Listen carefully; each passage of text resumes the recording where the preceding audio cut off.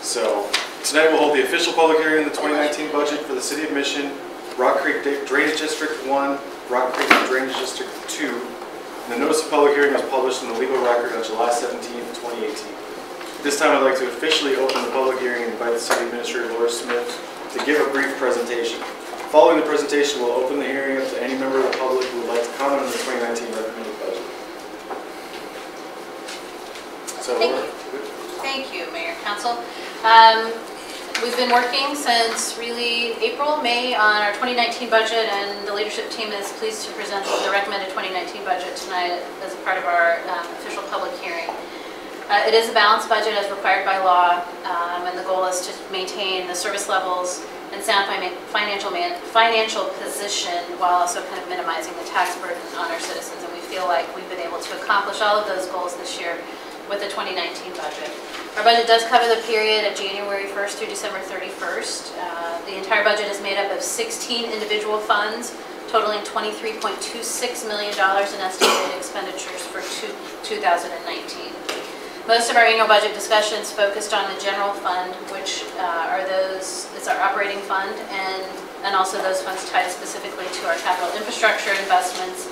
Those include the Capital Improvement Fund, Stormwater Utility Fund, the Street Sales Tax Fund, Special Highway Fund, Special Parks and Recreation Fund, and the Parks and Recreation Sales Tax Fund. Our general fund is our largest fund. Each year, as a part of the budget, it accounts for our core municipal functions such as public safety, public works, parks and recreation, and administration. And it is an operating budget focused primarily on revenues coming and going in a particular fiscal year. So that means our large capital projects are handled outside of the general fund budget. There are three primary revenue streams that support the general fund budget: sales and use taxes, both local and intergovernmental, property taxes, and parks and recreation revenues. Altogether, they make up about 74% of our general fund budget resources. So fluctuations in those revenue streams certainly impact how we're able to pay for and maintain our core services. Total estimated revenues in the 2019 general fund budget are $13.53 million, or an increase of about 8% over the 2018 estimated budget. It's due primarily to increases in assessed valuation that we experienced. Total increase in assessed valuation for the city was about 12.86%. $1 million in the 2019 budget generates approximately $156,000 for us. Based on the calculations that are associated with the property tax lid regulations that we're now required to budget under, we were able to maintain our current mill levy. Of that total mill levy, which is 17.951 mills, 7 mills will be assessed for street maintenance and transferred to the Capital Improvement Fund, and the remaining mills are dedicated to general fund operations. Sales taxes, franchise fees, and fine revenues are expected to remain relatively flat, and the community center revenues are expected to increase by about 2%. The largest increase that we saw in revenue in the 2019 general fund budget occurred in plan review and inspection services, and that's tied directly to the increases in the large development projects which will be underway in 2019. The only new revenue stream which was included in the 2019 budget is that for contractual revenues that are anticipated in connection with Mission providing animal control services to surrounding cities with the dissolution of the Northeast Animal Control Commission. And the general fund on the expenditure side, expenditures including transfers total $13.8 million and reflect an increase of about 13% from the 2018 budget. Again, the increase here is driven, the corresponding increase in expenditures on the plan review and inspection side, but that's offset by revenues. And also capital equipment expenditures increased significantly, primarily driven by a federally mandated replacement of the radio system in the police department in 2019. The budget does include 2 new positions, two community service officers in the police department, and an accurate reflection of all authorized and budgeted positions in the public works department. The largest expenditure in the general fund is personnel services, budgeted at $7.63 million for 2019. Those costs represent about 60% of our total general fund budget, excluding the transfers. As I mentioned, the general fund budget does include 2 new full-time positions in the police department, bringing our total of full-time employees to 70 authorized for the 2019 recommended budget. Personnel costs increased about 11.3% over the 2018 budget, primarily as a result of the addition of those 2 positions, an estimated 20% increase in health and welfare increase in health and welfare benefits. Contractuals and commodities are the next largest segment of our general fund expenses. Contractual services are just that, those things that we are provided or secured through outside contracts with others. That includes utilities, legal services, engineer and architect services, and a variety of other things. Commodities are consumable goods, fuel, salt, program supplies, etc. Contractuals and commodities accounted for a combined total of about $4.1 million in the 2019 budget, an increase of 20% over 2018. The increases are driven primarily by several one-time or limited expenditures, such as plan review and inspection services, an update to our direction finder survey, and an update of the city's comprehensive plan. The 2019 budget does include funding for all current capital lease purchase obligations, as well as capital purchases which are going to be made outright. Those were detailed in your recommended budget memo. Again, number of vehicles in the Public Works Department, the radio replacement system, and the Police Department are the largest drivers of those capital equipment purchases. The capital equipment for the Community Center is reflected not in the general fund budget, but in the Parks and Recreation sales tax budget. Transfers are those things that are used to support programs and activities that are budgeted in other funds. As I mentioned, the 2019 budget includes a transfer from the general fund to the capital improvement fund of approximately $1,050,000 for street maintenance activities, and a transfer in the amount of $85,000 to the solid waste utility, which is used to subsidize a portion of the residential trash service contract. So a slight increase in the solid waste utility fee was the only tax or fee increase that was included or recommended in the 2019 budget. In addition, the recommended budget included a number of supplemental requests which impact both the 2018 estimated and 2019 recommended budgets, including a vehicle for a building official, an ADA and space needs analysis for City Hall and Police Station, the community service officers, the direction finder survey, the update of the comprehensive plan, additional Parks and Recreation marketing services, and a part-time fitness coordinator at the community center. And the supplementary budget items are really intended to enhance and improve a number of services provided both to our residents and businesses. The 2019 budget also includes a recommendation for the 2019 through 2023 capital improvement plan, which is a 5-year plan. The first year of the plan, 2019, is actually incorporated into the 2019 budget and adopted as a part of that. We budget in 3 program areas: streets, stormwater, and parks and recreation. Again, no fee increases anticipated there. On the street program side, we fund that street program with special highway funds, a 1/4-cent sales tax dedicated to streets, and the approximately 7 mills that are transferred from the general fund. Major projects in 2019 include reconstruction of Broadmoor from Johnson Drive to Martway, which will be a CARS-funded project. Continued funding of approximately $350,000 for a residential street maintenance program. Design of the Fox Ridge Phase 2 project, which is 51st to Fox Ridge or Lamar. And then striping, curb repair, and surface treatment for Lamar as a part, or will include a Safe Routes to School grant application that the city received. On the stormwater program side, really for the last 10 years, we've budgeted almost entirely to cover debt service with revenues generated by our stormwater utility fee. So stormwater utility fees bring about $2.5 million into the stormwater program. Drainage district revenues bring in about $85,000, and a gateway special assessment at roughly $600,000 a year. Gateway taxes and special assessments were brought current in July, so that does provide us some additional flexibility to consider and begin to discuss additional stormwater projects going forward. So for 2019, the projects included in the stormwater CIP are a comprehensive stormwater inventory to help plan and guide those future conversations and expenditures, and design of the Rock Creek Channel project from the Mission Bowl flood wall to Roland Drive, which is Johnson County SMAC project.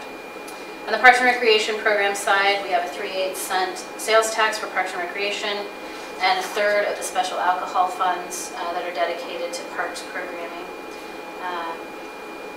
For 2019, the Parks and Recreation Program will address the replacement of the play structure at Waterworks Park, gel coat treatment for slide number 1, which is the orange slide at the Outdoor Aquatic Center, maintenance on the leisure pool play feature at the Outdoor Aquatic Center, a dance floor at the Community Center, replacement of carpet and flooring, roof repairs, refinishing of the hardwood floors, ongoing maintenance of the pool pack, and replacement of a seated rider scrubber. There are a few other funds that we consider each year outside of the general fund and those that support the capital improvement program. Just to highlight a couple of things, those include the special alcohol fund. This is where another third of the alcohol tax funds distributed by the state are deposited, and they have to be reserved for treatment and or prevention of drug and alcohol abuse. For 2019, we've recommended that the majority of those funds, or $40,000, be provided to the Drug and Alcoholism Council that is managed through United Community Services of Johnson County, who offers a series of grant programs to various organizations that provide those services. In addition, we set aside about $15,000 of that revenue to offset expenses associated with the DARE program that we provide in our local elementary schools, as well as another $15,000 to cover costs associated with the mental health co-responder program. The Solid Waste Utility Fund accounts for the fees that we collect from all of our single-family properties that are used to support our annual trash, recycling, and yard waste collection contract currently with Waste Management.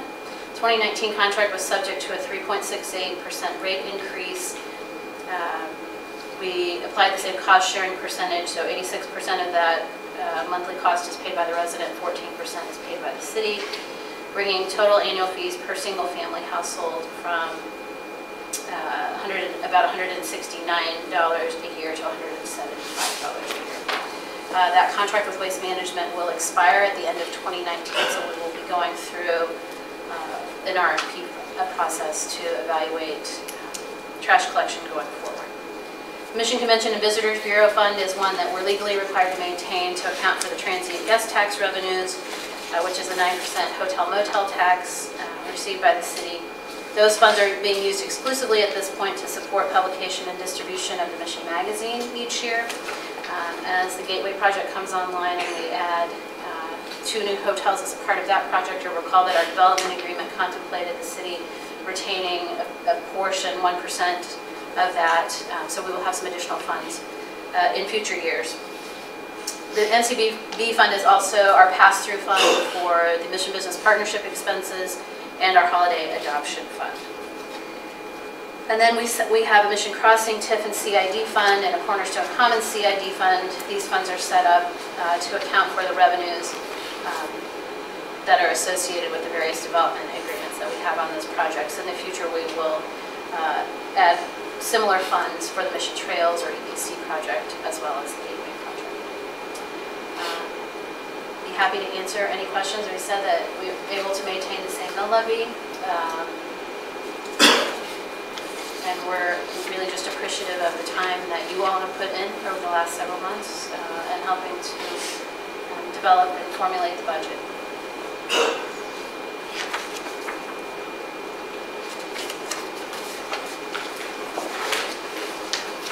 With that, I'd open the floor to any questions from the council.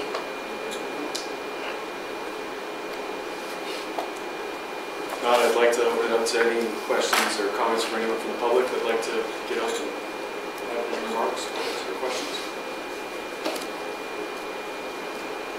Is this the point in time to talk about 62nd Street? You can talk about anything you're concerned about. No, I just appreciate what we are doing now. You had mentioned that we have a thin base layer, and Yeah, you can just state your name and address for the record, please, sir. Oh, I'm Bob Sutrick, 6209 West 62nd. So I was just checking, you mentioned we were trying to figure out what will happen in the future on that. Are there priority projects above the 62nd Street to fully redo the street? That's my questions. One of the things that they're doing, and John can expand on this, is they're conducting a sonar study. I think it's a sonar. You're using some sort of device to look at the depth of all the streets, and they're compiling that with some of the past studies that have been done, which were not done with technical. They were done more by visual look at the street program. They're holding off on doing any of the typical spraying and gravel coverage this year, but they're trying to attack some of the difficult spots, and 62nd Street is one of them. Once that study is completed and they have a sense of where all the streets are, they're going to prioritize what streets need to be addressed in the future capital improvement plans that are coming down the road. So the project that's currently being done on 62nd Street is being done with current year funds as a temporary fix. And once that study comes in, it'll be prioritized along with all the other residential streets and determine which streets should be done first and what order. And that will be presented probably next year sometime. Accurately reflect. You did a fantastic job. Would you like to come back this fall? And we kind of talked about like a November timeline. Is that still kind of? Yeah, we're hoping. I mean, and we'll have pieces of information. I think, you know, the geotechnical study is on your council agenda for this month. And I think if you looked at the scope of services, it talked about a January report. We anticipate that most of that data will be available to us prior to that January timeframe. So yes, we can absolutely we'll be up to our eyeballs in that conversation this fall. So I think in direct answer to your question, what's being done now is current year budget, and then what happens in the future will be dictated by that study. So we'll know a lot more after November. Okay. Well, I appreciate what's being done now. I appreciate you coming to me. And the other thing that was mentioned is that every year we allocate $350,000 for street maintenance, for residential street maintenance. And in addition to that, we have a sales tax that's collected for support of street projects throughout. The major projects that are coming up are CARS projects that are associated with Broadmoor and also Fox Ridge. So those are projects that are being done with the county funding complement. So the street program is typically done every year, but those are separate projects that are being done with CARS.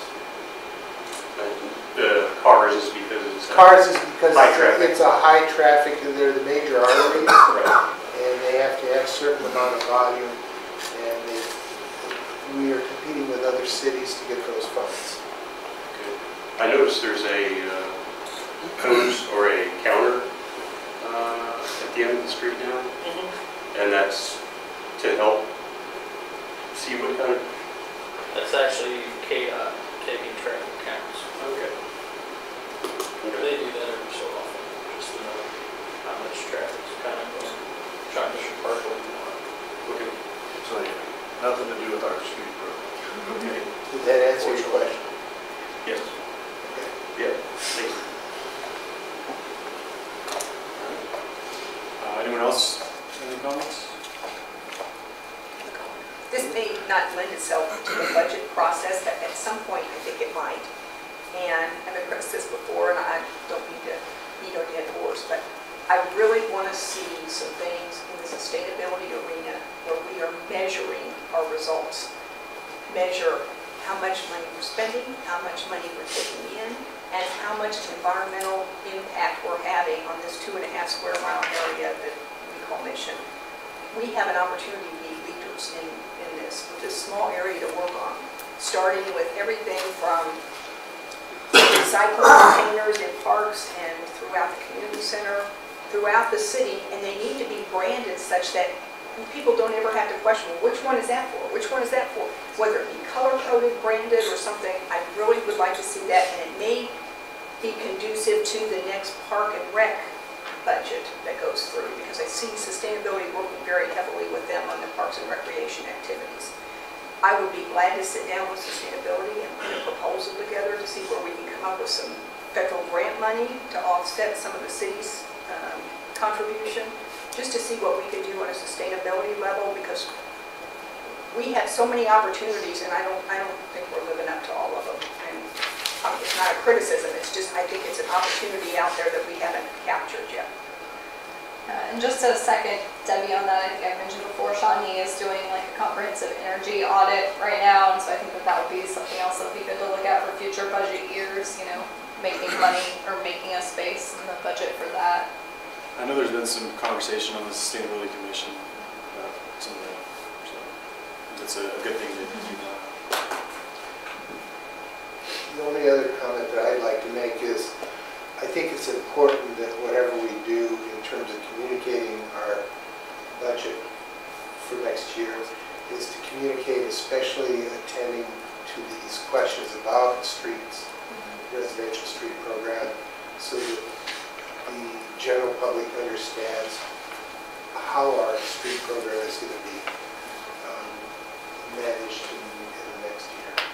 I'm going to be giving everyone your phone number, actually. Oh, good. You did such a good job explaining it. And this is something I talked to Laura about earlier tonight, but I'd really like to see us have some constituent communication budget items. I mean, even though it would be really micro, I'd like to see us have an allocation where if we choose to spend money on, you know, newsletters biannually to send to our constituents, giving them an update on, you know, in November or January or whenever it comes out on the street program, letting them know piece by piece what the action plan is, what's going to happen. And I think that, you know, even though we're doing so much online, there's just some people that really need something in hand, and I'd like to see us. Surely we can figure something that's already in the budget to use off of, but that's just a We thing. can get some stuff like in the this, Ordinance yeah. magazine. Yeah. Yeah, could you Yeah. just put it in That's the what I'm magazine? thinking. Right. Is there some way that we can? But that, to me, Mission Magazine, this is just me, it's fun, you know, like it's, you know, I think. The street program isn't fun? Sorry, John. John, close your ears, yeah. No, yeah. You know, I think something dedicated, because this, I feel like the streets are something that we all have been hearing overwhelming from our constituents, and I think we're going to continue to hear, especially if we're putting up the brakes on, no pun intended, you know, on doing any major maintenance. So doing something to communicate what's going on, I think could go a long way for residents to be communicated with and getting them engaged. Not necessarily related to the budget again, sorry, but. I do have one comment related to the budget, and that's Laura up here when she was up at the podium thanked us for our involvement in the budget, but really I want to thank Laura and Brian and the mayor, who I know is very involved in helping getting this put together. A lot of work, extraordinary amount of work goes into it, I know, and make it really easy for us to do our jobs when we put it together the way you do, so we appreciate you. We have the best. It's all set. This is something we've kind of talked about. I know Debbie's expressed concerns, but looking at the need for our policing with our new developments, I feel like if with our comprehensive plan that we'll be shopping, if we can somehow get really comprehensive needs assessments for what our public safety needs will be for those new developments, I think that's something that we could explore as well. All right. I think since we don't have anyone else from the public that's looking to comment, we can continue the conversation on these other items, but we'll go ahead and mark this public hearing officially closed on the 2019 budget. And we'll continue to discuss items later on in this evening's agenda and down the road. Thank you for your question. And thank you again. Thank you. Thanks, Brad. So that brings us up to our second item on tonight's agenda. It's the IRB reserve release for Mission Square. Laura, if you could update us with that. Yes. So back in 2009, the city issued senior housing revenue bonds in connection with the development of Mission Square housing project in the amount of $10 million. Again, these were not obligations of the city. And I sent an email to the council earlier. I haven't had an opportunity to kind of look at that. This is a very technical amendment to these bond documents, but essentially there was some sale and a creation of a debt reserve fund, which is not uncommon when you issue these bonds, for the bond trustee to require that. We are now nearly 10 years into that, and so there was a request made to reduce that debt service reserve, to which the bond trustee has agreed. The city has to enter into a release agreement that allows us to amend the bond documents to allow for that debt service to be released, and so this action would allow us to do that. Again, we still have no liability with the initial issuance of the bonds or any proposed amendments thereto. Thank you for sending that informational email More today. information than anybody really That was probably very wants to know, right? But I appreciate you asking the questions. So. So I think we should go ahead and move this to the consent agenda. Yeah, this doesn't really impact us at all. It's more of a formality for us. You don't think this will garner hours? I don't think so. I think consent agendas are a great idea. All right. Next item we have tonight is the ordinance authorizing the issuance of IRBs for WAK Development LLC.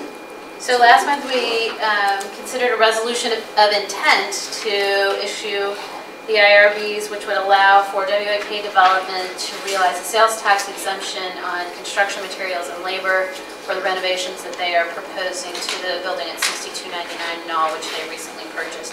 Oftentimes there's a longer period of time between that resolution of intent and the actual issuance, but they've concluded that purchase and they're ready to move forward.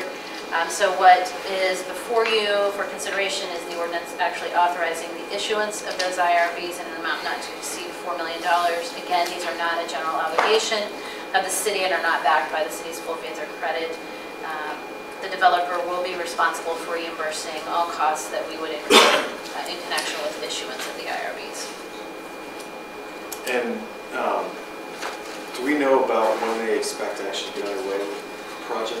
I don't know, but I can ask that question of them, and we can report back as it comes to you on your August 15th agenda. I think from understanding from previous discussions with the bond issuance here, the IRB stuff will really help them do more of a comprehensive overhaul of the building, right, instead of Yes, like trying more to of piecemeal a things phased or together. piecemeal. Yeah. Absolutely, that's So my it's- understanding.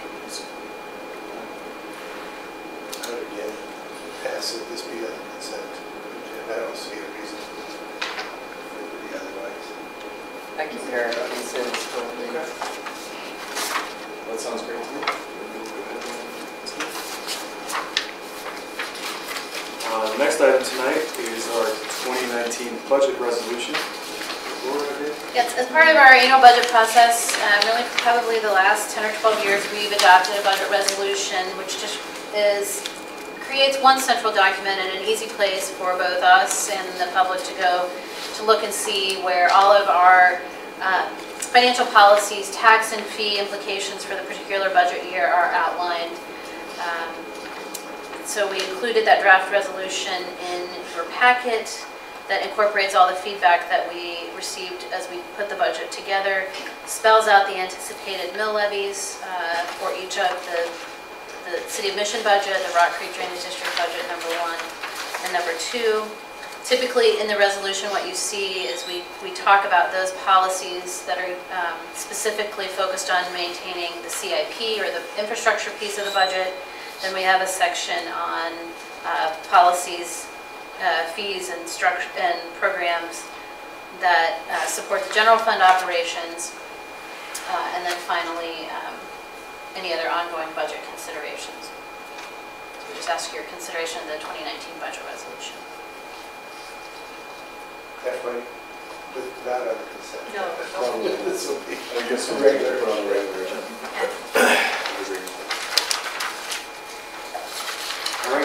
next item is pretty much in line with that, but it's an update on the 2019 through 2023 CIP resolution. It is, and similarly, we've passed a resolution on the CIP, again, creating that historical reference for those who come after us to be able to understand our priorities and the projects. So here we really just try to capture overall the total revenues and expenditures included in that 5-year CIP, the program areas that we're funding. And then we have also outlined other sort of big projects looming on the horizon that maybe aren't included in the 5-year CIP, so that we have a way to capture and just sort of keep those as a part of our conversation as we move forward. So those are included in section 3 of the resolution. Also, not on consent. Yeah, I'd say non-consent on that one. Next is the adoption of the 2019 budget. So there were no items in your packet. Those were all included in our public hearing document. So what happens at the August 15th meeting is you will pass or consider the budget resolution and the CIP resolution, and then you will actually make separate motions to adopt the City of Mission budget, the Rock Creek Drainage District number 1 budget, and the Rock Creek Drainage District number 2 budget. You will then, once adopted, sign a certificate page, and all of that information will be forwarded out to the county by the 25th of August to be certified for the tax bills. So there's nothing really to forward here, but that will just be a series of motions on your August 15th agenda. That's a beautiful thing. That just goes along with the other 2 items. So. And that means Nick will get to do a lot of reading. Yeah. Nick will have a lot of talking to do in 2 weeks. So Those are some big motions. Save his voice. Last year too. All right. Next item we have is a resolution regarding Commission's withdrawal from the Northeast Animal Control Commission. Yep. Yeah. So the Northeast Animal Control Commission, or NEACC, was established in 1983 with the cities of Fairway Mission, Mission Woods, Roland Park, Westwood, and Westwood Hills to provide animal control services through a joint cooperative arrangement. For the last several years, as you know, we talked through the budget process. There's been talk about the future of that and sustainability of NEACC in its current format, and a recommendation by the NEACC Commission to look at dissolving and contracting with the City of Mission to provide those animal control services. There's a provision in the interlocal agreement which requires each member city to give notice of their intent to withdraw from the Northeast Animal Control Commission with at least 4 months left in a calendar year. And so a similar resolution is working its way through the other communities. It's really a formality. The commission has agreed, and that is our plan, but we don't want to leave a loophole that says we didn't actually take the formal action and notify of your intent to withdraw. So this resolution just establishing that formal intent of Mission to withdraw from the Northeast Animal Control Commission as of December 31st of this year. And I think we should just go ahead and take that to council. And I wouldn't have a problem putting that on the consent. Is that okay? I have a question. What's the mechanics for the dissolving after signed by the cities? I think they have to. Is there an ordinance, or is this resolution? This resolution, the agreement says that each council, by resolution or ordinance, establishes their intent. We're actually working through right now with all of the member cities, both the contractual agreement with the City of Mission, which will probably come back to you all. At this point, it may be October. We may not get everything. I've got all the comments of a meeting next week with all the member cities and their respective city attorneys to kind of hammer out that language. There's some conversation, I don't think total agreement, about whether a separate dissolution document is actually required. The agreement calls for basically liquidation of any of the assets that belong to NEACC. So that's one of the things that we'll kind of be working through as a group. So I don't know that definitively at this point, but you may have something that comes. You will definitely have contracts with each of the individual cities that will come forward for consideration. A lot of the other items that would be handled by the NEACC Commission. So Right. Liquidation of assets and that. It'll all be handled by them. Yeah. Yes. It wouldn't come through us. No, it would come through us.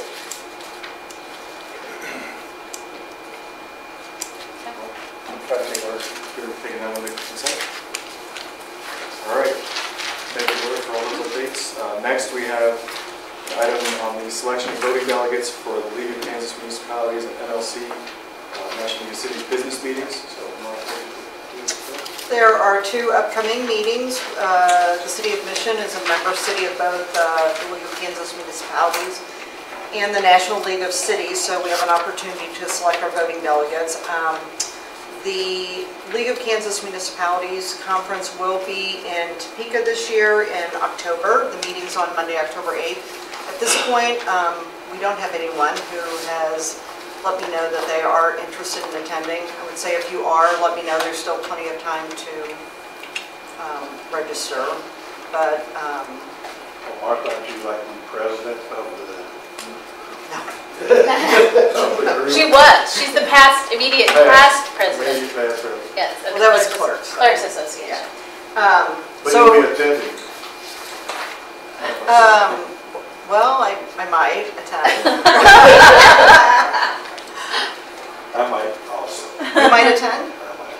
Okay. It's in October. It is in October. It's in Topeka. It's great training to go to that is close by and really get an opportunity to meet a lot of the other elected officials and staff in the region.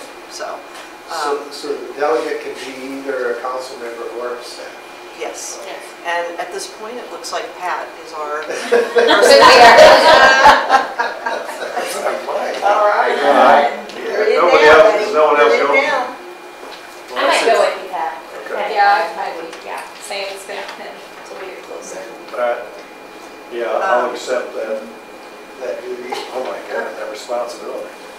Did I say that? So we can actually select 3 voting delegates. So if that's your choice, we'll put that on the agenda to vote on that and select Sally, Hillary, and Pat as our voting delegates. And if for some reason you can't attend, it's We'll fine. find an Oh, yeah. alternate. Yep, sounds It's good. fine.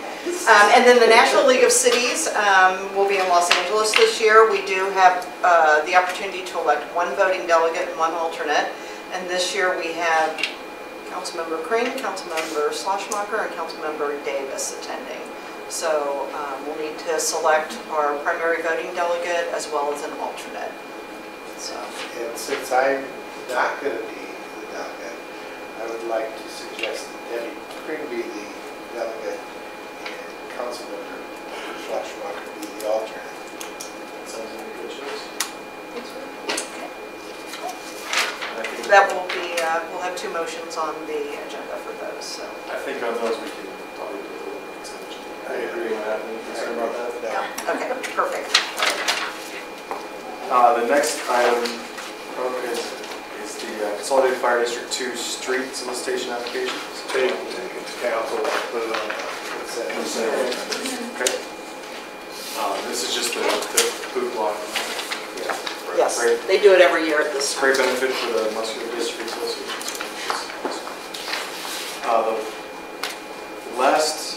That was the last action item. The next discussion item that we have is quarterly police department update.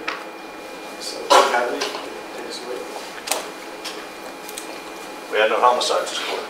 Yeah, that's Right. After the last 4 years, right? It's been a few. That kind of stuff usually happens when you have no idea. To be honest with you, we've had 1 homicide in 21 years I've been here, and it was at 7:15 in the morning while I was at the clothing drive.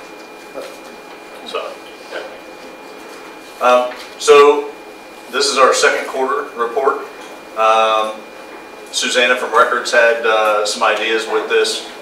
So there's a lot of color, not just black and white like I had before. This is different than the first quarter report that you saw. We went back all the way to 2015. Generally, when we do reports, and I can pass this around so that you guys can see it, we track all of our stats month to month and we build that up as it goes. So this is an actual first half of the year.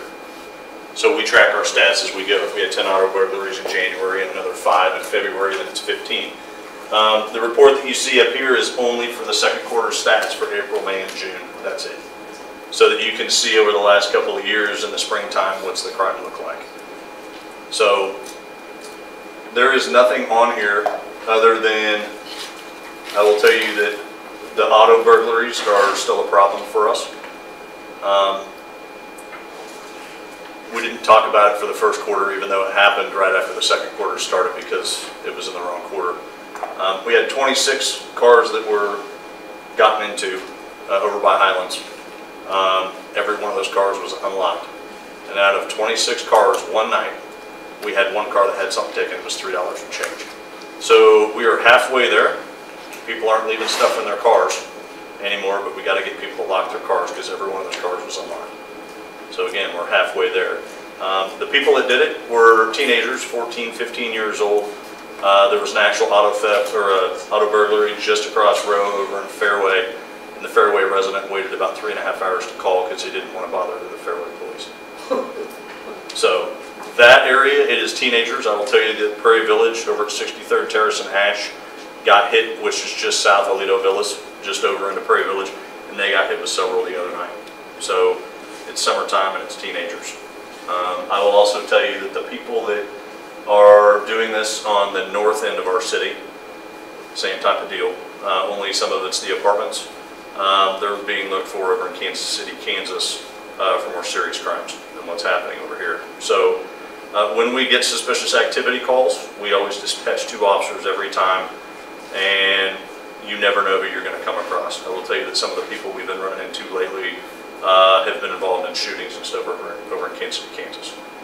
So Mission is a very good city, but we are very accessible as well. So, but looking down these, as you look through that as it makes its way around, you'll notice that the first 2 pages of this new report are the first 2 pages of what I get from records every single month. So all the Part 1 and Part 2 crimes that we report to the FBI and to the state are all on page 1. And page 2 is a lot of that activity, like suspicious people, building checks, residence checks, things like that that we go through. A couple of things I need to point out to you. So the calls for service and CAD calls, which is at the top of page 2, just at the top of that page right there. So dispatch has a way for us to actually go into the system, and I can see, so that 4,266 number, CAD calls, that's every activity that we did in the last 3 months. So if the officer did a building check at CVS, or we went on a suspicious person, or we stopped at Quick Trip and got gas, if they logged it on the computer or called it in over the radio, it gets logged. Okay. So the actual calls for service comes from dispatch. The way that we used to do those is the officer would do the monthly report and keep picking on Pat. Pat says he ran 179 calls for service last month. That number is going to be different through dispatch.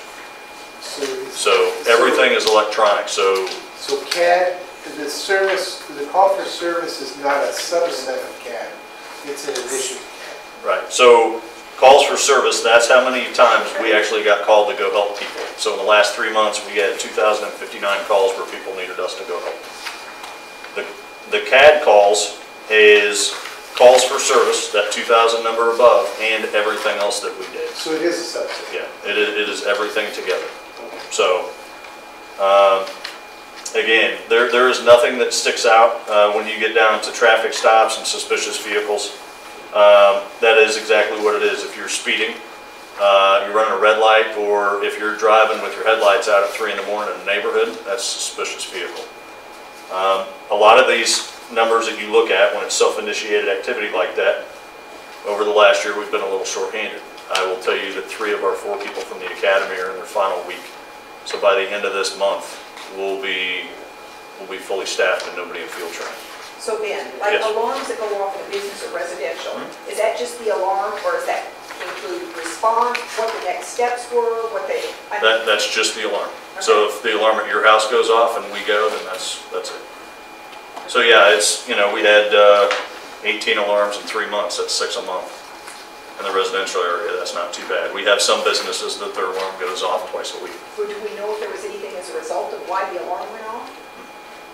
So a lot of those, it can be weather, or somebody left the door open. I will tell you that my Ring doorbell goes off every time the dog goes out back to go to the bathroom. So That's really not too bad. If we have issues with people's alarms that go off, there's a city ordinance, and you're allowed to have three free ones a year. If your alarm goes off 6 times, then there's a fee that gets associated with that because you're having problems with your alarm system and you need to get it taken care of. Is there any category that defines how our police force has taken 911 calls? Like if we get a 911, how many times? So that's all calls, dispatch calls, 2059. Johnson County Dispatch has no way to, because they dispatch for Olathe and all the other agencies up here, there's no way for them to differentiate if somebody called 911 or if they called the main number.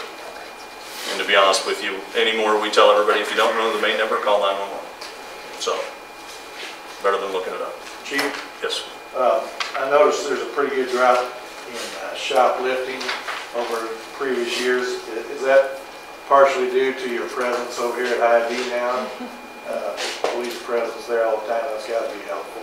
Yeah, we work about 25 to 30 hours a week at Hy-Vee, but they'll shoplift right in front of us. Are you kidding me? No. I love it. Yeah. So, I will tell you that the numbers have gone down since we started working up there. And the other question I had was on the fingerprint requests. Yep. Why such a drop on the fingerprint requests? It's just as people come in. Pat and I talked about this yesterday. We charge less than other cities for their residents to even get their fingerprints done. So several people come here. The number has dropped.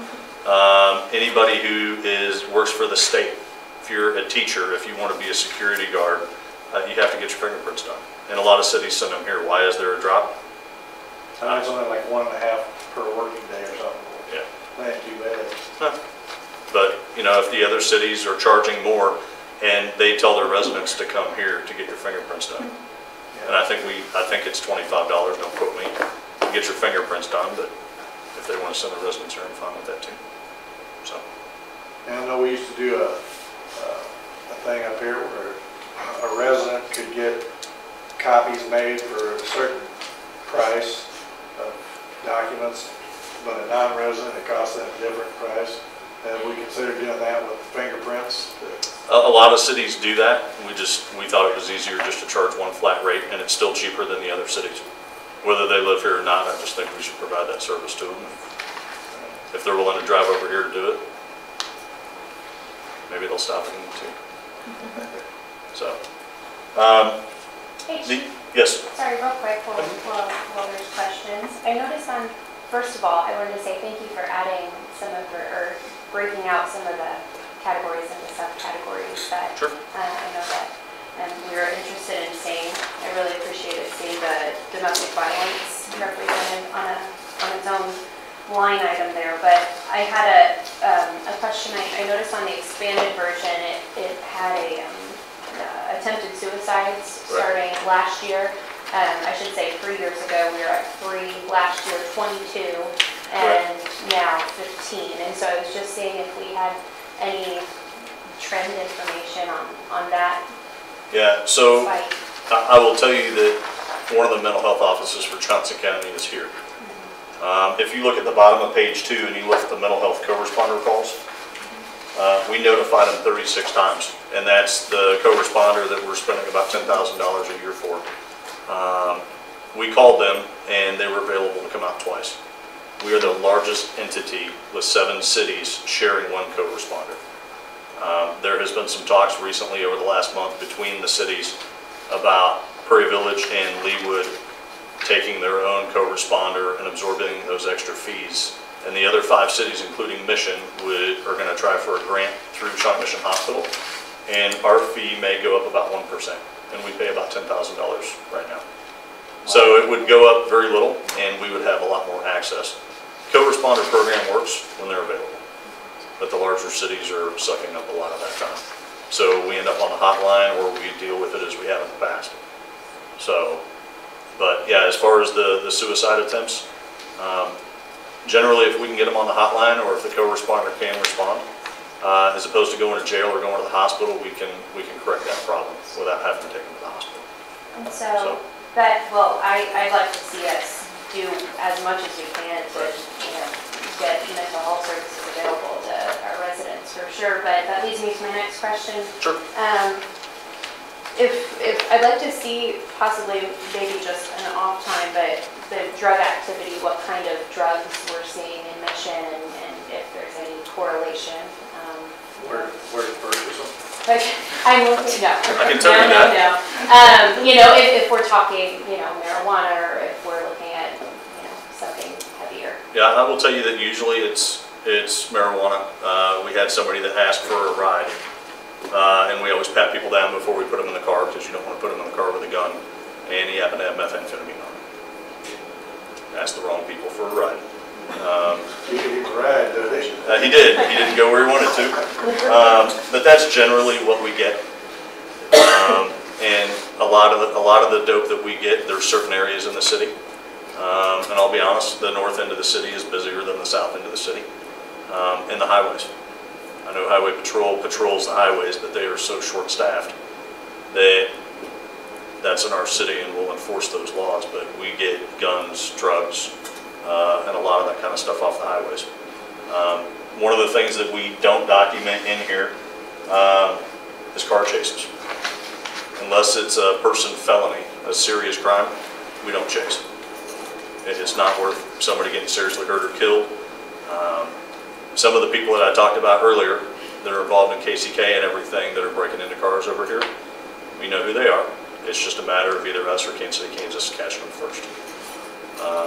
I've heard recently that some of the other departments around are going to loosen their pursuit regulations, and they will chase everything. I do not think that that's a very good idea. It's not worth hurting or killing somebody over a car getting broken into over some sunglasses for $3. We are going to be looking at some other software to help track those cars. I don't like it when people get away, but Chief, I got a question on the forgery. I mean, is this just when you're finding bills, the store calls you and says, I got a bad bill here, or are you finding people that are printing money in Mission? no. So like forgery, if Be check back. yeah, if I get your check and I'm at the bank I got you. and I'm not Pat, then yeah, they call us. Okay. So, but yeah, that's what forgeries are, is signing somebody else's name, and then it's usually at a bank. If it's at CVS or something like that, or prescriptions, we find out after the fact and try and run it backwards. So, Do our officers have access to Narcan? we do not. No. So Opioid Yeah, overdoses. versus the opioid things. we discussed it as an entire county. A couple agencies that are much larger have looked at doing it. Our fire department is so close that there's times that they even beat us to the calls. And in talking with them, it's easier to have them deploy it and use it. So the fire department does have it? They do. Okay. You said about the car burglaries down here near Highland, that they're teenagers. Do you know that because you guys handled them, or do you know that because that's typically what's... That's what came from the Fairway resident that actually walked out and saw the kids getting in his car, and then waited to call. Sure, Fairway appreciated that, but yeah, it's easier for us if people just call right away. And I've always said, if you see something suspicious, don't wait to call us right away. It's better to be nothing than have it be something. But yeah, I think it's teenagers, because most people aren't just going to go and lift open the door and climb in 26 cars in one night and get nothing. The apartments are harder for us because we don't know who belongs to what car. So they can walk through the parking lot and they can stand next to a car and we can sit there and watch them.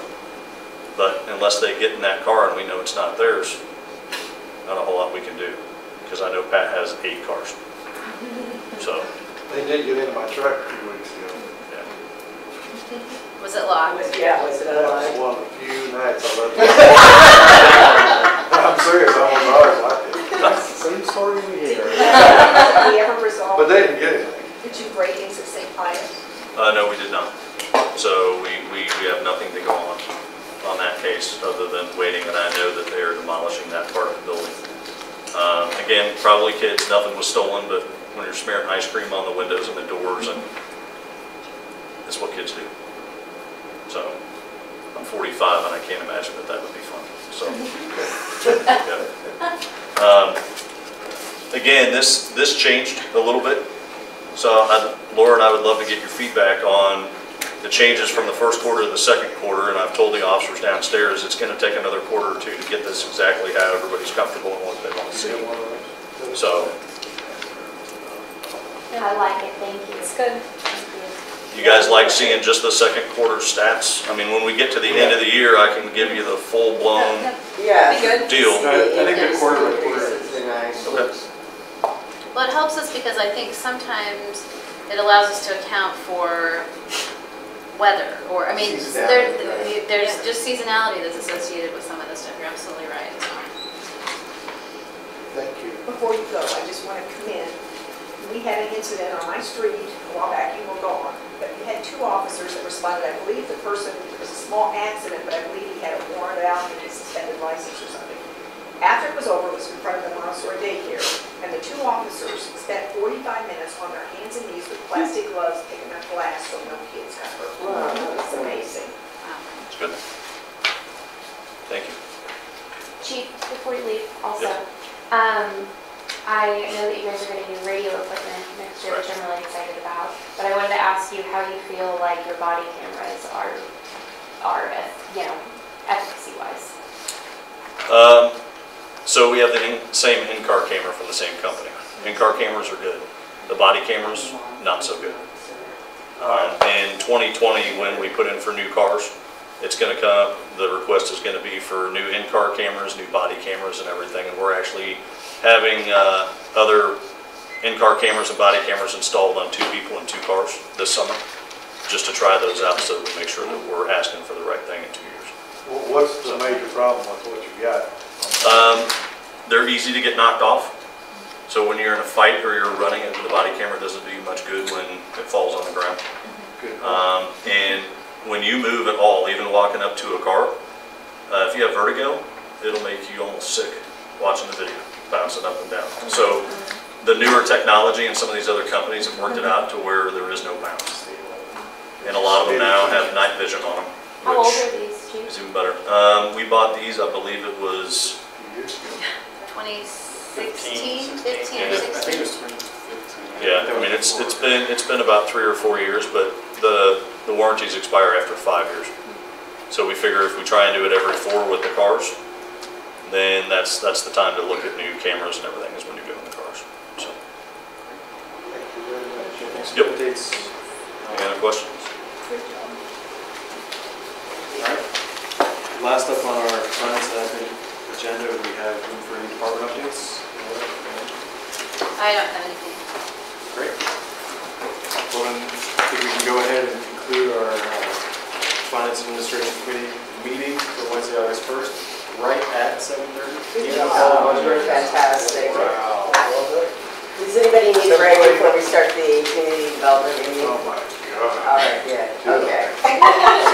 Do you have I'd like to call to order any- the community development committee meeting at 7:28 PM on August 1st. We've got a couple of public presentations. These are informational only. Brian Scott.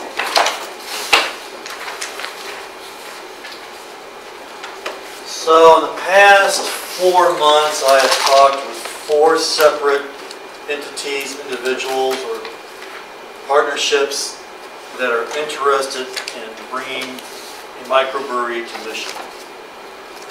So 2 of those have actually gone ahead and completed an application for a special use permit, and we have taken those to the Planning Commission as of this past Monday.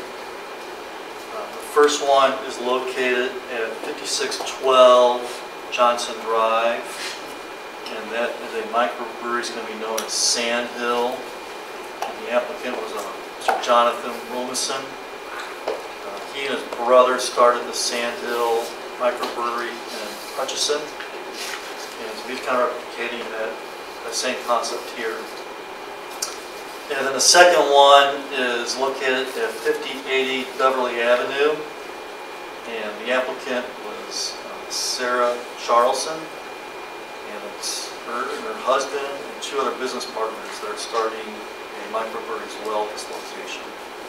And that's the location of the currently it's the Run Right Automotive Repair Shop right there. Half a block north of Johnson Drive. We use the term microbrewery in the legal notice because that's the definition that's provided under the Kansas state statutes. These are really more what I call a nano brewery, and they're going to produce probably about 150 to 300 barrels of beer a year on kind of what we call a 3-barrel or 5-barrel system. And so, not to get into too much of the technicality behind it, but they're scaled down versions. So with the Sandhill, they'll be literally producing beer in the back room, as well as the one in Beverly. Rock Creek is the name of that one. The intent is to produce craft beer and then to sell it in the tap room to patrons. There may be some over-counter sale in terms of the growler being filled with the tap or bottles, but there will not be any distribution of beer. They have no intent to be the next Boulevard Brewing or anything like that. These folks have full-time jobs and they're just kind of doing this as a sideline hobby, kind of a true entrepreneurial spirit. So, but they are required to get a license to operate a microbrewery under the state statutes, a stipulated packet. And since they're going to be selling in a tap room, they're required to get a drinking establishment license through the state of Kansas as well as the city of Mission. And both of these businesses are located in areas that require a special use permit for a drinking establishment. So that's why we're going through this process. Yeah. Either one of them going to have food? I'll get to that in a second. Okay, sorry. So, track that question. Yeah, that's okay. As I say, Sandhill is located at 5612 Johnson Drive. That is the MS1 zoning district. The MS1, as I say, does require a special use permit for a drinking establishment. The surrounding properties, and you'll find I'm directionally challenged. If you read this closely, you'll see I'm mixed up my directions. So I'll get that corrected before we send the final packet out to you all. The directions on the businesses that are next door to Sandhill, so east became west, and west became east. And so, but the businesses that are located to the west would include Brian's Bakery, Milan Studio, and the businesses that are located to the east. And it's in the same building as these businesses. It would be Mission Game Boards and the former Twisted Sister, which I think Mission Game Boards has bought out and they're going to reopen as a bakery or coffee shop, something like that. The property to the north is all the Script Row property. That is PDP, Planned Business Park, and everything else is MS1. So there's really no impact on any of the adjoining properties or anything of that nature. There's no parking requirements in the MS1. There's plenty of on-street parking in this block of Johnson Drive, both on the north side and the south side, as well as further two adjoining blocks east or west. They intend to produce their beer mostly during the day. They'll take probably 1 or 2 deliveries a week of supplies. As I said earlier, it's a small operation, so there won't be a lot of heavy impact, you know. What about trucks, Brian? No trucks, and just a delivery truck might be like a FedEx truck or an UPS truck. And the delivery would be through the back door and behind the building. They're talking about food trucks. Well, I'll get to that in a second too. Yeah. Okay. Yeah. Those Food. You're track. It's all about the food, right? Everybody's hungry tonight. Yeah. Yeah, I haven't had dinner either. I'm getting hungry myself. Their hours of operation will be typically late afternoon, early evening, and they're looking towards the latter part of the week. So basically Wednesday, Thursday, Friday, Saturday. Rock Creek would like to be open Sunday afternoon as well. So that's, you'll see in the conditions, a limit of 40 hours. And that was one of the questions that the Planning Commission asked, why the limit of 40 hours? And that was kind of based on the information that was given to me by both applicants. And it's a little bit be respectful of neighbors, especially with the Rock Creek, because there is a neighborhood to the north. So both of them say, we don't want to be a party atmosphere, we don't want to duplicate Westport. This is more of a family-friendly environment where we encourage friends and family to come and have a beer, but it's not someplace that's going to be a bar. It's what that's not the environment they want. So there's a stipulation on the hours. Another stipulation for both uses would be the food. State statutes require that some counties, including Johnson County, stipulate their drinking establishments that they have at least 30% of their gross sales be food. So the question was, how are you going to achieve this? And that was a question that was asked by the Planning Commission on Monday evening. The Rock Creek Brewery, located on Beverly, is planning to have a small kitchen. So they'll have a small menu, provide a kitchen. They are thinking of maybe having the occasional food truck. That food truck would be parked on their property on the south side of the building. And that's about the only place for parking a food truck like that. On occasions we would have a food truck, the sales would be run through the register. So if you're a patron, you're having a beer, you want to have something to eat, you would essentially go to the bar or ask the waiter, like to buy something from the food truck. That sales will run through the register. And either they bring it into the table or you go out and get it, bring it back. And it's essentially the same concept with Sandhills. There will not be a restaurant or kitchen in Sandhills. Their intent is to create a partnership with restaurants in the immediate area, including the bakery or the small coffee shop that Mission Game Board is planning to open up in the former Twisted Sister spot. And so they'll have menus there. Again, if you're a patron, you're interested in having food, you can ask the waiter or the bartender. They'll give you a menu from one of these restaurants that they have a relationship with. You order. They run the sale through the register on their premises. And then they call, place the order, and the food is delivered. There's JJ's. Do they tip the Pizza Hut delivery guy? Yeah. It's like Grubhub or something like that. Some kind of concept, like sort of like Uber, where you go order your food, the Uber comes by, picks it up, and takes it to you. Really? Yeah. That's kind of the big thing now. So it's sort of that concept. You could just go on your motorcycle. Yeah.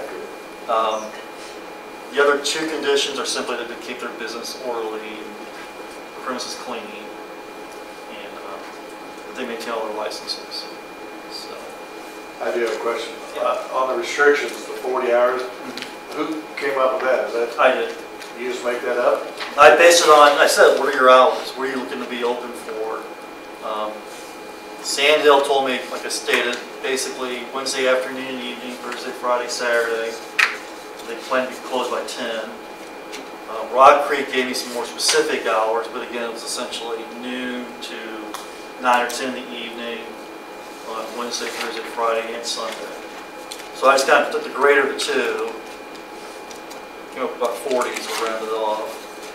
And I ran these conditions past both applicants before I submitted to the Planning Commission. I said, is this acceptable to you? And they said yes. Hey Brian, I have a quick question. Actually, I have two questions. Did any residents raise any concerns at the Planning Commission meeting about noise or light pollution or anything like that? No residents spoke at either of the public hearings that were held. There was a business owner that spoke at the public hearing pertaining to the Rock Creek proposal of 5080 Beverly Avenue.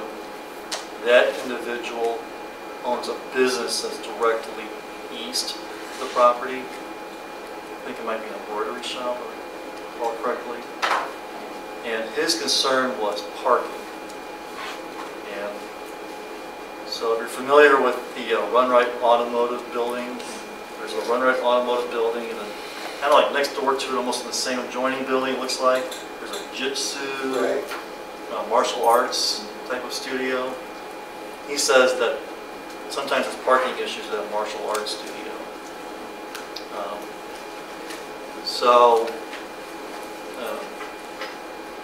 The Planning Commission kind of talked through that a little bit.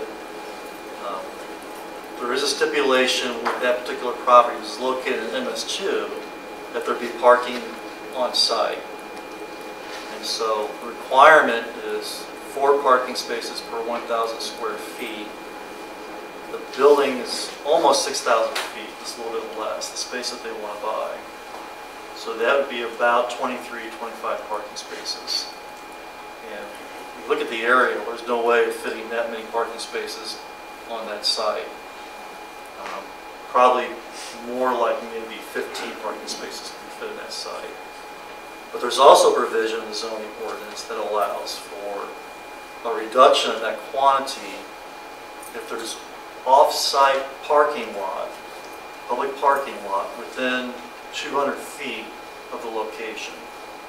Well, there's no off-site public parking lot within 200 feet, really almost any location in town.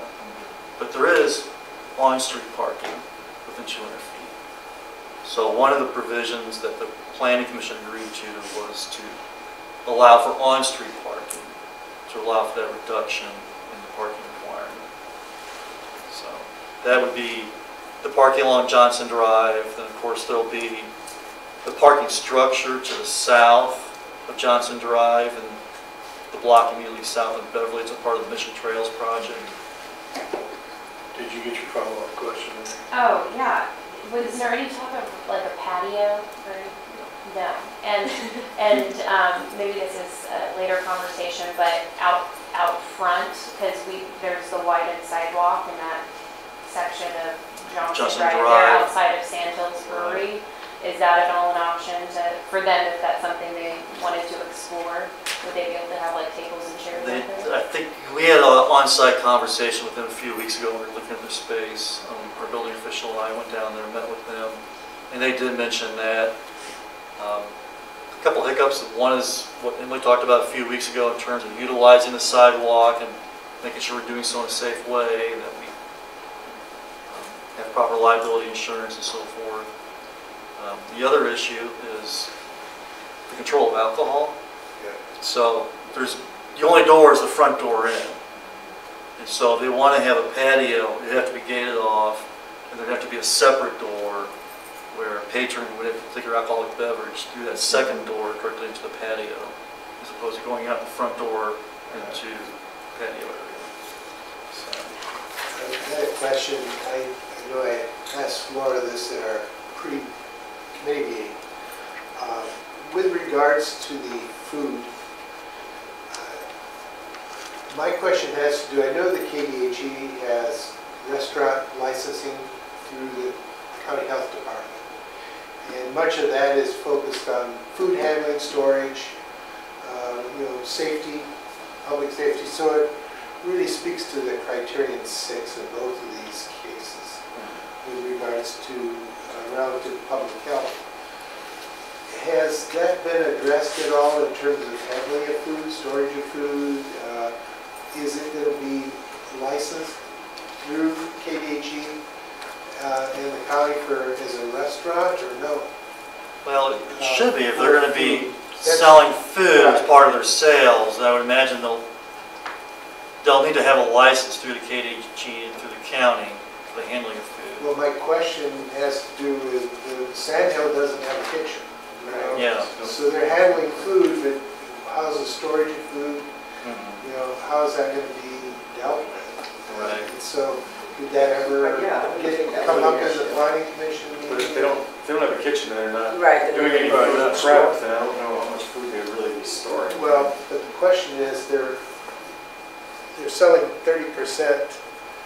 30% of sales. Listen, I think I'm with you, and I can't get my head around how that's going to work. But I'm not. I think it's the pizza. That's a state issue, though. That's Yeah. Well, it's not just a state issue. I think it's a community issue. I think, if you have an establishment that's serving food and they're not protecting the public, although the state has a jurisdiction, I think that it's something we need to ask the question. And that it's something that we should be concerned about. Just asking them if they're going to be storing food. Well, what measures are they going to take If to you are, how do you keep it hot, how do you keep it cold? comply with state and county Yeah, I don't think they really intend to store foods. Pretty much as soon as it arrives, it'll be served. You know, much like, But that question hasn't come up. no, it hasn't. I would like them to be asked that question. Just think, if Maybe they've got a the kitchen, guy that wants to know that. if they've got a kitchen, I think it makes sense that they would have to go through any, food licensing protocols that any of the restaurants would. If they don't have a kitchen, I don't really, They're still handling food. are they though? How do they do it like at How does- Outlaw Cigar, where they have food that comes in? The pizza guy ever drops it off? Right. That's What the happens only at the place Keyhole- that I What know. happens at the Keyhole on Sundays when they have their potluck meals? Exactly. I don't know. Chili cook. How do they have a I think what really comes into play here is this is almost like an Uber Eats or a Foodsby or whatever, one of those services type of question, right? How does Foodsby, when How I does place an Uber do order to have food dropped off at my office at 12:30 from Mr. Goodside's or wherever, right? Like, how does it fall into play there? So let me ask you this. Are you arguing for the establishment or are you arguing for the public safety? Well, I'm for public safety, but I think these establishments are really good for the neighborhood. I think I that agree with that. anybody that's curious about it and wants to see more, we should go up to North Kansas City sometime and check out their Cinder Block Brewery. I have no argument with They're that. very similar there to where they don't serve food. They usually are part of a food truck or some food delivery service that brings it in. So I guess I don't know in that case where the business there is responsible for food storage and stuff. I'd like to ask Hillary's fourth and fifth question. No, I just want to know, do we have an idea when these places are planning on opening up? Sandhill, if this is approved, they plan to open up by the end of the year, by November. And then Rod Creek could be opening up in March 2019. March, okay.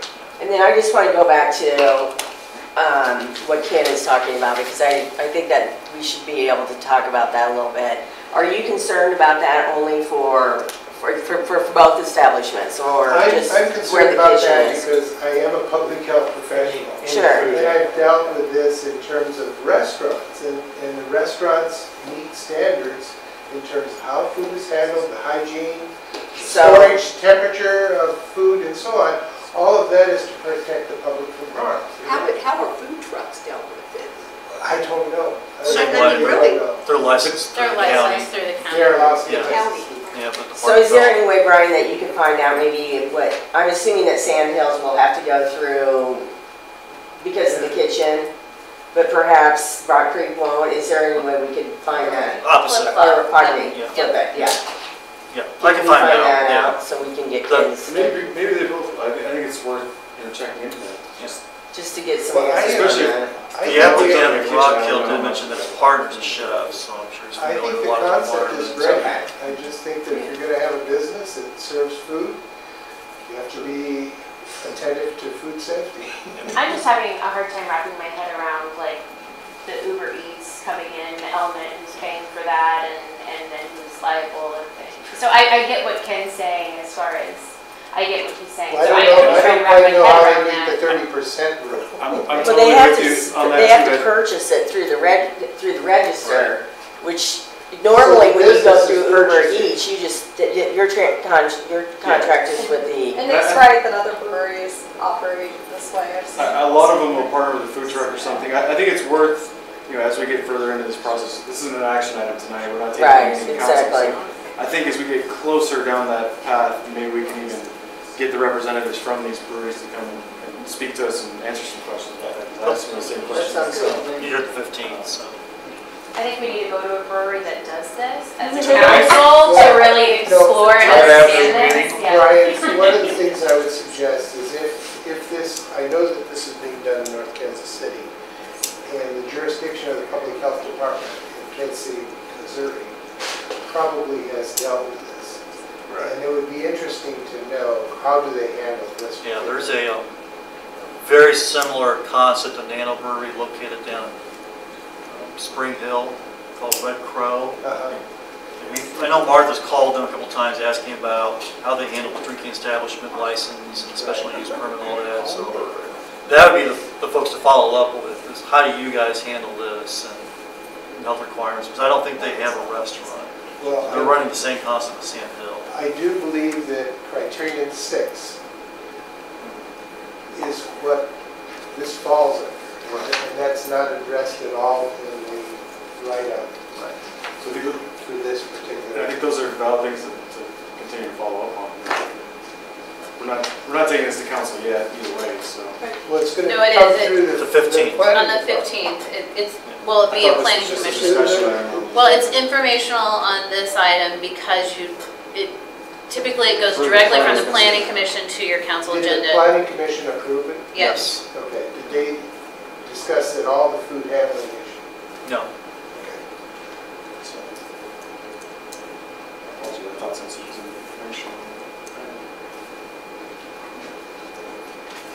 So do we know exactly what you're wanting to know, so we can get you an I answer want to it? to, yeah. Yeah, I'll do some research next week. I want to know whether if they're going to handle food, does it meet county requirements for food handling as a public institution? And what are the measures that they're going to take to meet that criteria? I can let the applicant know, be prepared to speak to that as well. Okay. Okay, great. All right, any other questions regarding this? All right, thank you, Brian. Okay, next up are action items. We've got Lincolnshire Street Maintenance Acceptance, Laura Smith. Yes, so several years ago we went through a process where we were approached by some of the subdivisions in town where the streets had been private or were believed to be private. We are typically approached and asked about street maintenance in those cases. Several years ago we looked at Apollo Gardens and 4900 West condominiums. Lincolnshire is another area that has historically approached the city every couple of years asking about that. We have treated the streets in Lincolnshire as private, which makes the Homes Association responsible for their maintenance and upkeep. When we looked at this, at the same time we were looking at Apollo Gardens and 4900 West, we found documentation in the city's records that indicated the city's intent to accept those as public streets. They had just never been reported as such. We looked at that time for something similar for Lincolnshire and didn't find it. Last year, as John was cleaning out some additional files in the mezzanine, we came across some documentation from 88, 89, which suggested that the city had intended or agreed to take over the maintenance of the streets in Lincolnshire. So we spent some time last fall working with Olson & Associates to look at creating the legal description. So when it was platted in 1981, there were actually no streets that were platted as a part of that. So we have a plat signed by Mayor Powell in 1981 accepting that, which would be typically the mechanism by which you would accept the streets as public, except the streets just weren't defined on the plat. And so when you pull that information up on Ames, it's shown, the streets are shown as private streets. So we went through and worked with Olson to develop some specific legal descriptions, because if you've ever been through Lincolnshire, there are some, not only what we would call the streets, but some parking areas, some carports with some paved areas, and we wanted to make sure we were taking on the responsibility for the streets only, and that the Homes Association would maintain the responsibility for upkeep of their parking areas and the carport structures and some retaining walls. So we had attended a Homes Association meeting last month and advised them of this. The streets would be, they had recently approached us again and asked about the city taking those over, and we said, well, guess what, we found the documentation that indicates that that was the city's intent several years ago. So we're in a position to take that forward for council consideration. So it would take an ordinance to approve and formally accept the streets, and then that would be recorded with the county, and then the Lincolnshire streets would be rolled into the residential street maintenance program along with everything else in the city. So that would leave, with this street acceptance, that leaves the Kennett Place subdivision as the only place in Mission with private streets. And as we know, with our conversations with Kennett Place over the last couple of years, they are not interested in making those streets public. How does this agreement impact the HOA agreement that currently exists in Lincolnshire? Do they just attach the ordinance to the agreement, or, you know? I I don't know that it has really any impact on the HOA agreement, which is part of the reason why the HOA, approaches the city routinely, because when they're responsible for it, they have to look at an assessment of some type if they're going to do any sort of street maintenance. So I don't think it really has an impact from that perspective. I've got a question. Mhm. That you discovered this correspondence that goes back to 1988, 30 years ago. And now you're going to make the ordinance. We're not going to ask for any kind of retro pay for stuff they've done in the last 30 years to their streets. No, because they haven't done anything for the last 30 years. If So you're no, driven by it, they're not asking for that, and I think they very clearly understand that they're going to be factored in and prioritized along with every other street in the city. I just had, I guess, more of a comment sort of along packet lines, and I brought this up at our packet meeting, and I understand here they've been coming forward over time and returning back to the city, but I don't love the idea of letters from 30 years ago that reflect no council action, being binding or setting precedent for what we're doing today in terms of what sort of, other things that could open up if things are found in boxes wherever. Right. Yeah. Sorry. No offense, John, but yeah, in terms of Shred it. Don't read it, shred it. and I get wanting to keep the commitment. It sounds like there's been, conversations on this particular project over time, but in terms of, things from 30 years ago that don't show actual council action and acceptance. I was here 20 of the last 30, and you had to kind of be there to understand the council probably wasn't even aware of it. Right. At a higher level, made that Handshake decision. from Sylvester Do Powell. we have representatives here from the HOA? Yeah, I think we do. Would you like to come up and make a public comment? Oh gosh, I don't know. I wasn't prepared. If you just want to go ahead and say your name and your address. Yeah, my name is Carolyn Coleman, and I live in Lincolnshire, 6422 West 51st Terrace, and I'm the secretary of the board.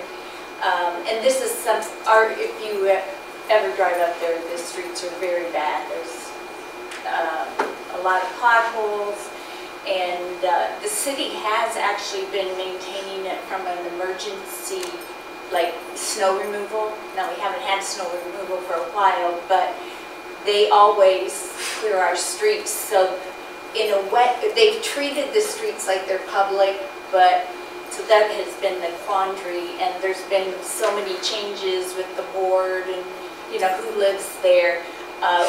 Some of the older homeowners remember, that it passed over, but we couldn't find any documentation, probably similar to what you all went through. It's a small development. It's not a lot of, there's only 33 units, so we won't get a lot of asphalt or whatever. It'll be a good project.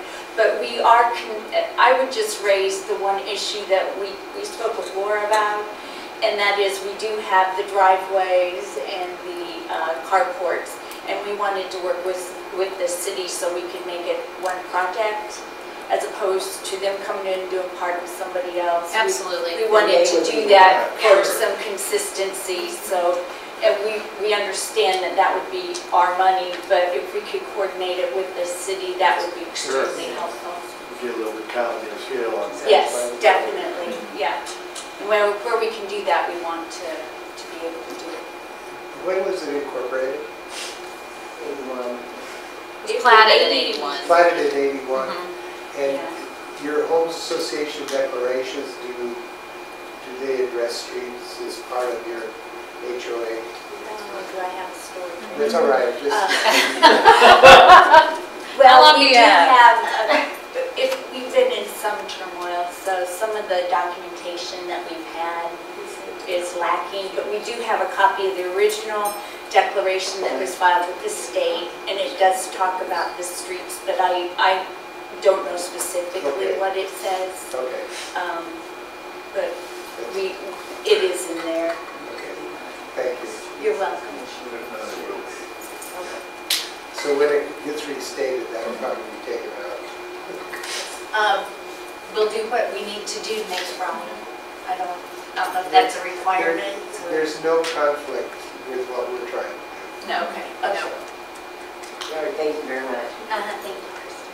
And then Laura, this will be wrapped into our bigger streets program, not given a Yes. priority. Yes. Any other questions? All right. Yeah, Did I- Yeah. what's everybody's opinion on that? Just go ahead. Consent? Okay. All right, next up is 5960 Dearborn parking lot. Melissa? Okay, back in 2008, when we were looking at the Mission Square project, one of the concerns was if we were selling a portion of the community center parking lot to Mission Square for the construction of their facility, would we have enough parking to support our larger events at the community center? And so the city approached the property owners at 5960 Dearborn.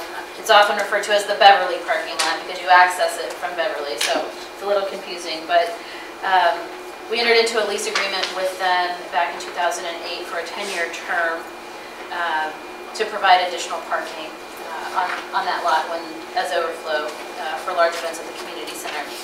If there is a large wedding reception or another event, that parking is utilized, but most of the time there's very little parking that occurs there.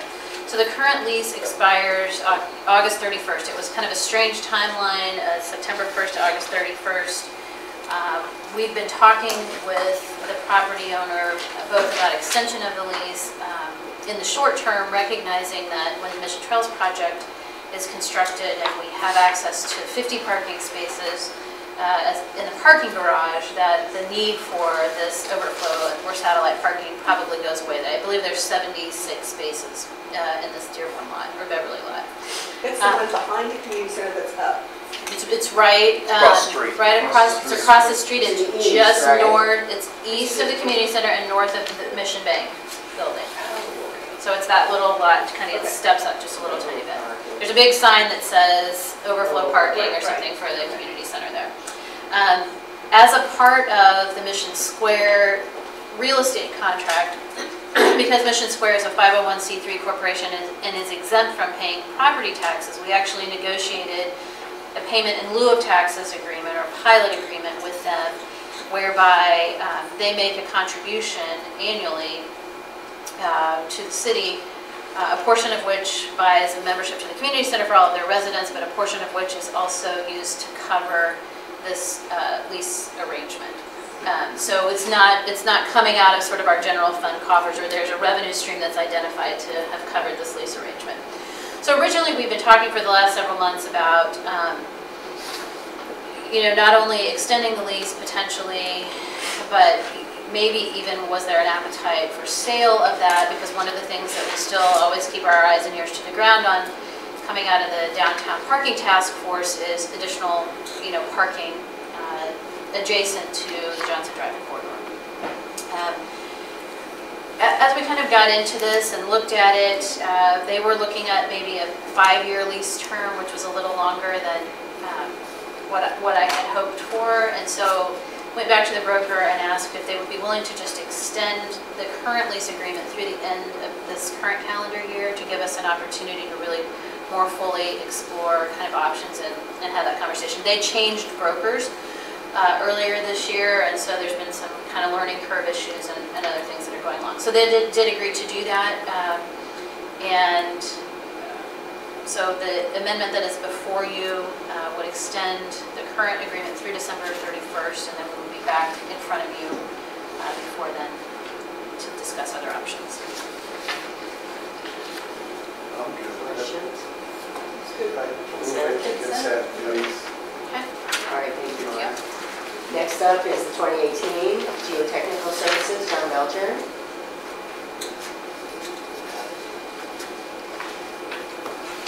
Ken touched on this a little bit earlier, but the geotechnical services include the subsurface and analysis of what's underneath street. So our intent with this program is to take the stuff that we learned from the 2017 Stantec inventory and take the surface information that was provided by that and then build on that and finish out our geotechnical analysis citywide. Currently, we have about 46% of the streets sampled. So what this program would do is cover all the rest of the streets that we haven't done yet. So what we would do is, once we have that information, couple it with the surface information, kind of have that full view of every residential street in town, so we know what we're dealing with. And then that way we can take that and build our annual street program to reflect that information and try to go about all of the work in an organized, well-fashioned manner. That way we know what we're dealing with, we know what full depth we have, we know what mill and overlay we can take on in areas that we can seal. Originally, when I talked to you guys last month, I had an estimate of about $200,000.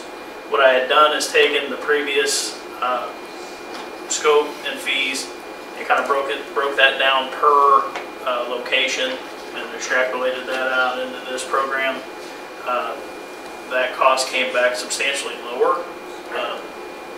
Basically just because of a economy of scale. That way they're kind of doing all this all at one time, not having to remobilize and bring the equipment out year to year. So with that, I would be happy to answer any questions you guys might have. I can't wait until January 2019. Why not? Just because it will be nice to have something comprehensive that we can go ahead and work on it. Well, Yeah, I think this is important, and We hear about it all definitely the a time. good. I think I feel the next same step. way that you all do is I kind of feel like I have some of the information, but at other times we're kind of taking a little bit of a shot in the dark. But it'll definitely take a weight off to actually know what we're dealing with. So I'll just be clear, this will be complementing and obviously the other inventory that we already have, but seeing what's actually underneath the streets. Not Correct. just- Right, okay. So the Stantec inventory, they use a van with cameras and lasers and sensors and all that stuff. And basically what they do is they take pictures and gather information about what's on top. A lot of times that doesn't give you the full story. A lot of times you can guess based on what the top looks like, what the bottom looks like. There have been instances where we go out and survey something that in my mind, I think that's totally a full depth reconstruction. Well, no, it's not. It actually has the sufficient base.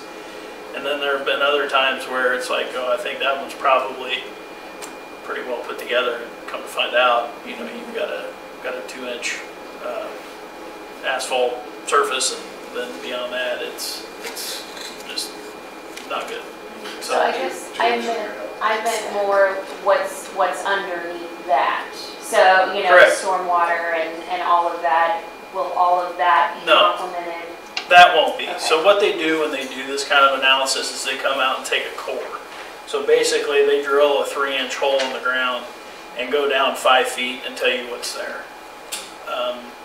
That will not, we don't want them drilling through any of our stormwater stuff. Right. Preferably that. Well, no, I guess I more meant for January, when we prioritize what, because we don't want to do a complete overhaul in a street that has really poor. We have plans to also handle stormwater Correct. in a Right. similar manner, but this is not the stormwater piece. Right. Right. So, in talking to the county at a lot of the SMAC meetings, the county wants to do a comprehensive asset inventory of the entire county, because basically their program's on the hook for the entirety of Johnson County.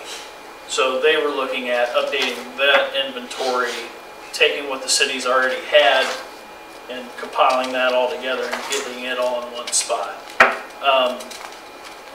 Where we currently sit, we have a good idea of where everything's at. We're just not so confident on its condition. They did an inventory in 2005 of all the structures and did more of a visual of the pipes. A lot can happen between 2005 and now, especially when the majority of your pipe is corrugated metal. So what we're looking at doing is more comprehensive of actual cammering every line and knowing exactly what we have there. And in talking to the county, I kind of felt bad going into the meeting because I didn't feel like I had enough. And they said, well, actually, you're probably in a pretty good spot because this way we can gather the information the way that we want to package it. So you're actually in a pretty good position. So I think that, and they're looking at being able to provide some funds to help do those inventories. So I think we're feeling pretty good about that. And I'll pass this around. This is a geotech report that we did for streets in the 17 to 19 program. This will give you kind of an idea of what the samples look like and what we're asking for. But I mean, you actually see, it shows you where they took the samples, but on the same street segment, this is kind of the difference in the depth of the asphalt on the street. So there's a lot of variety. It's crazy to see, like, you yeah, go block to block and it's... So this is why, Right. this is what we will end up with and why it will take us to January to get to that point, but we'll have kind of the raw data for us to start to email. Yeah, we're hoping to have like the thumbs up or thumbs down, but then actually get the report by January. I have kind of a follow-up to Hillary's question, because I know we had talked about, I think, one of the other times you'd presented about, you don't want to go and do a full depth reconstruction, especially on, a road where you're going to have to replace the stormwater really quickly. And so, do you have a sense of the timeline from the county on when we would have that information to complement our information on the streets so we can make those decisions, or will we be kind of stuck waiting? It sounds to me like they're wanting to move pretty quick. Okay. They have a engineer signed up, CDM Smith, to kind of handle this for them, so they're wanting to move on it pretty quickly. So the hope would be when you're coming up with the new street plan, that information would also be considered, or? Yeah, that'll probably lag behind the information on the street. So the inventory for that would probably actually happen next year. Gotcha. And I'm going to go out on a little bit of a limb and say if we were to consider a full depth reconstruction anywhere in town, one of the things that we would take into consideration is the stormwater that was there. Right. So even if we don't have the whole inventory and plan back, if we were looking at doing a full depth reconstruction, one of the things that we would take into consideration is, hey, what's there? So if we had to do that, evaluate that separately, we could.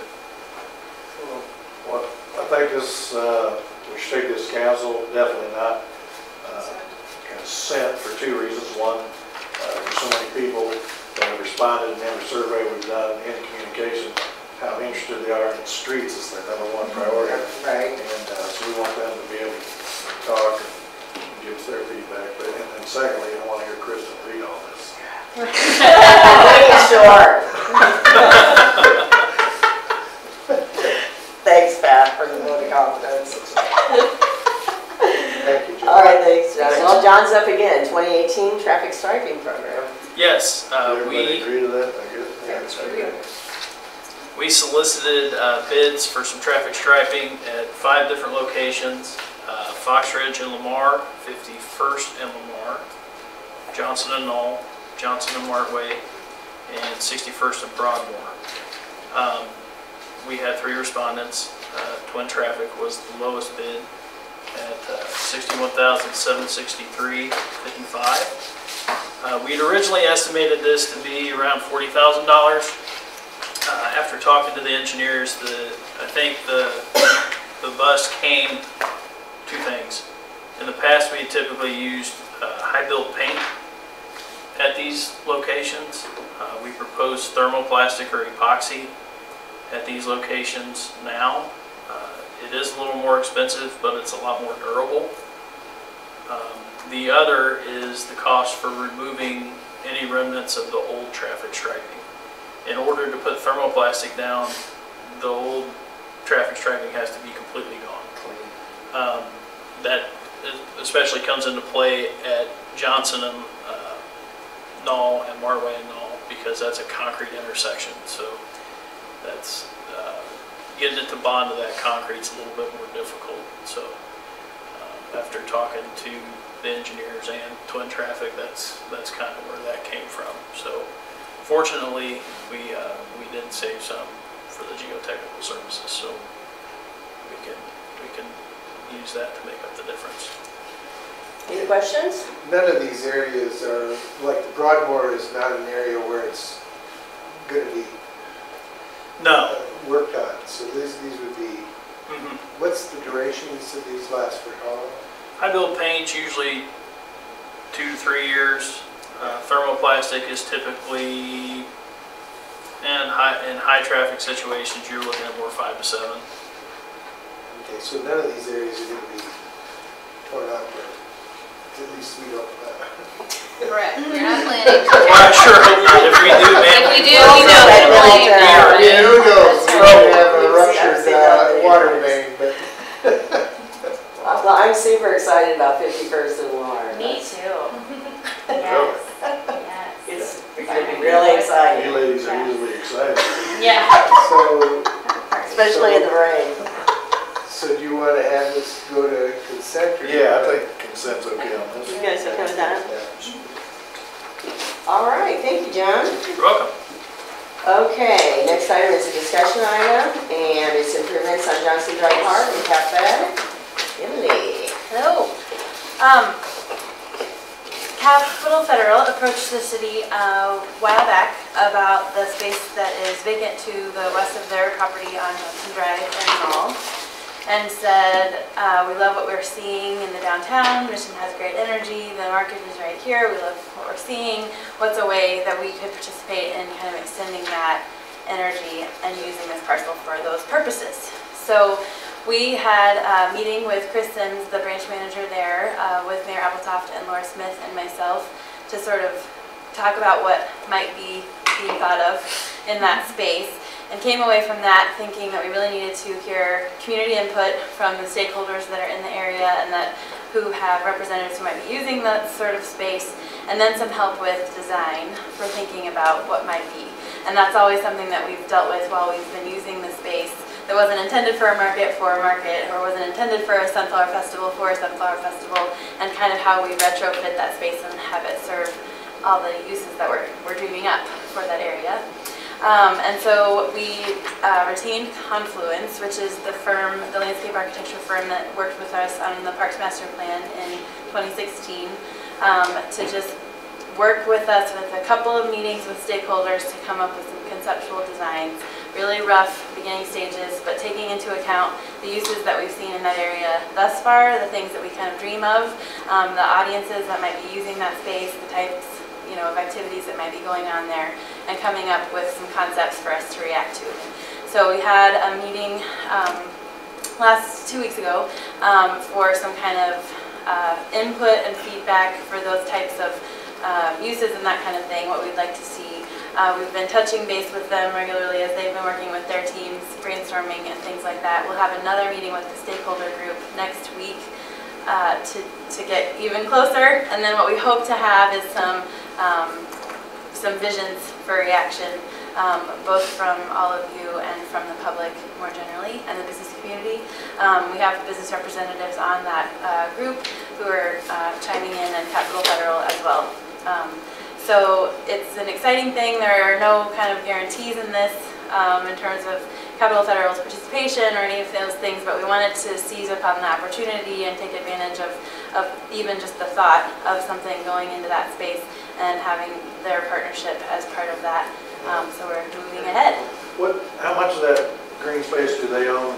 Yeah, What roughly. is it like? If you can picture coming off of Maple, off of Martway, that dead-end street there, and how the sidewalk wraps from the Cap Fed parking lot down to the market area, they kind of stop at that sidewalk. So right when you're about to go to the Maple crosswalk, for example, on Johnson Drive, everything east of that area is theirs, roughly speaking. Your discussions were about what to do, what to place there. Was there any talk about long-term, once installment, if there's a bandstand, so how it's going to be maintained? Things haven't gotten quite that far yet, but we're working with some pretty solid professionals who will take all of that into account. And a lot of what is being discussed preliminarily is all scalable. So it could start with a really easy light touch and we could go up from there, or with investment from other partners, we could jump in. And so, yeah. I love the idea of stage. I think that's the most versatile thing that we could. Yeah. Yeah, and we talked a lot about flexibility with, you know, going all the way large to a ticketed event that, you know, is roped off and big, and then somebody walking along and wanting to sit and have a sandwich or do, you know, something really casual where it can be available to the public at all times and not intimidating, like, oh, I don't go up on the stage when it's not a thing, but maybe it can, you know, be real versatile to be small scale, large scale, everything in between. To, you know, kind of meet what we're doing there now, but also be available for us to dream bigger as well. So, Very cool. Thank you. yeah. Thank you. Terrific, thank you, Elaine. All right, the last item is department updates. Laura Smith. I don't think I have anything. Nothing came up between meetings? No, nothing came up. That concludes the community, It's just general. oh.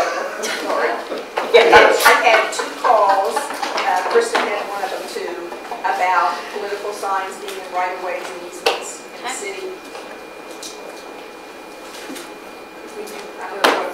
They can be. Say Then the problem is they're allowed in the right. Right, state law when it had They to do control Yeah, determine we that. can't really And control it that's now. why- Like the commercials are not bad enough, you're gonna see them on There the street. is, I if told there's, our resident that state law had changed, Yes. commission had to comply with those. so is it a I mean, is it creating a site distance issue? I mean, the only time we can really get in and address it is, you know, maybe moving it in some fashion if it's creating a traffic obstruction or, you know, When did that state?